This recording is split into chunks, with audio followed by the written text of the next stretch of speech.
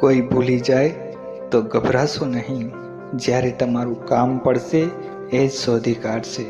તમે બસ વહેતા પાણીની જેમ વહેતા જાઓ, કચરો આપમેળે કિનારે થતો જશે. નસીબનું ક્યારેય કોઈ છૂટવી શકતું નથી, અને છૂટવી જાય એ ક્યારેય નસીબમાં હોતું નથી.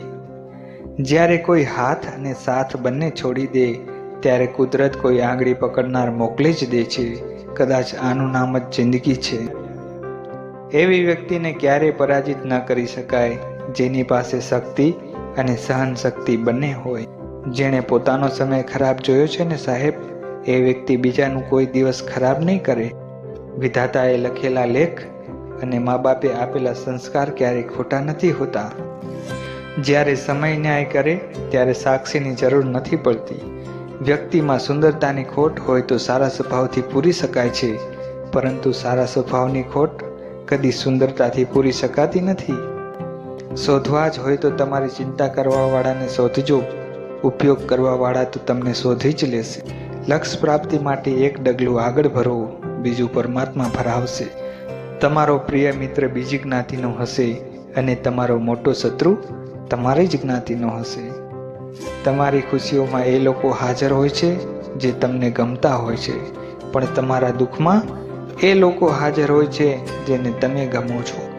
રોજ પ્રભુ પાસે એટલું માંગો કે હે પ્રભુ, આ જગતમાં મારું એટલું ધ્યાન રાખજે કે આ બે હાથ તારા સિવાય બીજે ક્યાંય ના જોડવા પડે. પોતાના માટે નહીં તો એ લોકો માટે સફળ થાવ જે લોકો તમને નિષ્ફળ જોવા માંગે છે.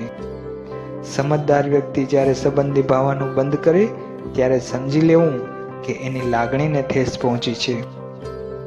સંબંધમાં સામેવાળા વ્યક્તિની દુઃખની નસની ખબર હોવા છતાં ક્યારેય એનો ફાયદો ના ઉઠાવવો એ જ સાચી લાગણી. પોતાની ઓળખાણ બતાવવા સમય બરબાદ ના કરો, મહેનત કરો, સમય ખુદ તમારી ઓળખાણ બીજાને બતાવશે. માણસાઈનું એક પગથિયું ચડાતું નથી સાહેબ, આ માણસો માનતા રાખે છે ડુંગર ચડવાનું. માફ કરતા શીખો સાહેબ, વેર વાળવાનો આનંદ એકાદ બે દિવસ ટકશે, પણ માફ કરી દીધાનો આનંદ જીવનભર ટકશે. વ્યક્તિને સમજવાની કોશિશ કરો, બાકી ઝઘડા તો દરેક સંબંધોમાં થાય જ છે. ઢગલો પુસ્તકો વાંચીને બે લીટી પણ નથી લખી શકાતી, પણ એક કડવો અનુભવ તમને આખું પુસ્તક લખાવી શકે છે. ભૂલ કરી હોય તો કબૂલી લેવું, કારણ કે ભૂલને ગમે એટલી ફેરવો એ સત્ય સામે નહીં ટકી શકે. હસતા શીખો, રડતા તો સમય શીખવાડી દેશે. વાતો તો બધી સાચી જ હોય છે, બસ કોઈને સમજવામાં તો કોઈને સાંભળવામાં ભૂલ થાય છે.